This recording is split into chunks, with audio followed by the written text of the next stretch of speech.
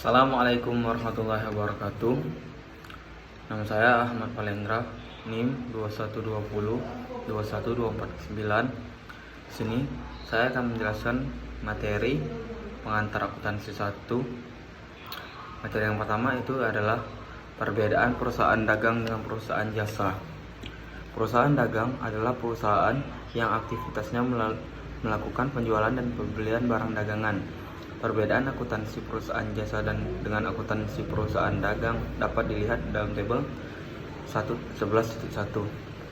Perbedaan yang pertama ialah aktivitas. Kalau perusahaan jasa, aktivitasnya itu menjual dan membeli jasa atau memberikan jasa. Sedangkan perusahaan dagang, aktivitasnya itu menjual dan membeli barang dagangan. Jadi berbeda. Yang kedua, di sini keterangan persediaan barang dagangan. Kalau perusahaan jasa itu tidak ada ketersediaan. Kalau perusahaan dagang ada barang dagangan yang mau dijual atau dibelinya. Yang ketiga, laporan unsur-unsurnya. Perusahaan jasa itu terdiri dari pendapatan, beban operasional. Dan sedangkan perusahaan dagang terdiri dari pendapatan dalam kurung penjualan, harga pokok penjualan, cost of goods sold atau COGS, dan beban operasional. Jadi berbeda. Kalau perusahaan jasa ada 2, kalau perusahaan dagang itu ada 3 unsur-unsurnya. Yang keempat itu ada di neraca. Kalau perusahaan jasa tidak ada persediaan barang dagangannya. Kalau perusahaan dagang di aktiva, khususnya aktiva lancar persediaan barang dagangan. Kedua, akun-akun perusahaan dagang. Akun-akun perusahaan dagang yang terkait dengan transaksi-transaksi perusahaan dagang adalah sebagai berikut. Yang pertama itu persediaan, yang kedua penjualan, yang ketiga retur dan potongan penjualan, 4 diskon penjualan, 5 harga pokok penjualan, 6 ongkos kirim penjualan.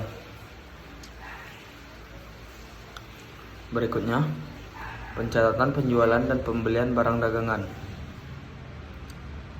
Di sini pencatatan merupakan proses penjurnalan, artinya adanya transaksi keuangan yang terjadi dalam perusahaan harus dijurnal. Metode pencatatannya ini terdiri dari 2. Yang pertama itu metode fisik. Setiap mutasi atau keluar masuknya persediaan tidak dicatat dalam buku besar persediaan. Akun yang digunakan dalam metode ini adalah akun pembelian atau penjualan. Metode fisik biasanya digunakan oleh perusahaan yang mempunyai transaksi relatif sedikit. Metode yang kedua yaitu metode perpetual. Metode ini ialah melakukan pencatatan untuk semua mutasi atau keluar masuknya persediaan barang ke dalam buku persediaan. Akun yang digunakan dalam metode perpetual adalah akun persediaan barang dagang. Metode perpetual biasanya digunakan oleh perusahaan yang mempunyai transaksi relatif banyak. Metode ini banyak digunakan oleh supermarket atau minimarket. 4. Ongkos angkut dan syarat pembayaran.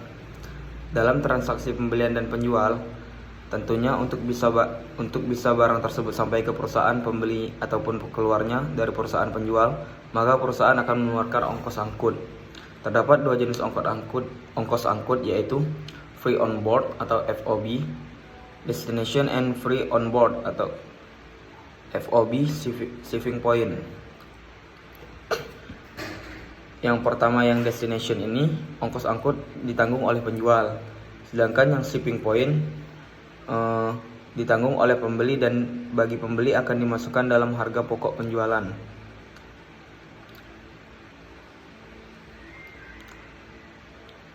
Berikutnya ada syarat pembayaran atau termin pembayaran.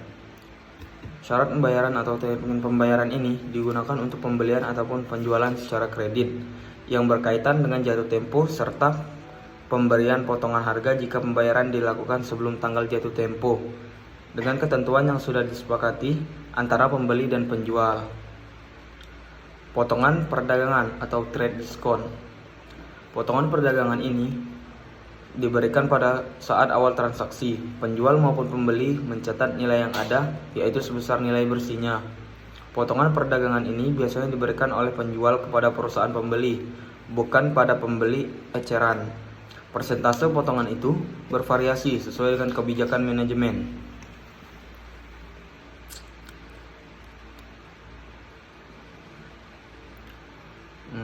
Di sini ada sedikit rangkuman, yaitu perusahaan dagang adalah perusahaan yang kegiatannya membeli dan menjual barang dagangan. Perbedaan perusahaan dagang dan perusahaan jasa terletak pada aktivitasnya ataupun laporan keuangannya, di mana pada perusahaan jasa tidak terdapat persediaan barang. Yang kedua, dalam akuntansi perusahaan dagang yang mempunyai metode pencatatannya yaitu metode fisik dan perpetual, mengakui adanya ongkos angkut atau FOB destination ataupun FOB shipping point, adanya syarat pembayaran dan juga terdapat return penjualan dan return pembelian seperti potongan penjualan dan potongan pembelian. Baiklah, terima kasih. Mungkin ini saja yang dapat saya sampaikan. Wassalamualaikum warahmatullahi wabarakatuh.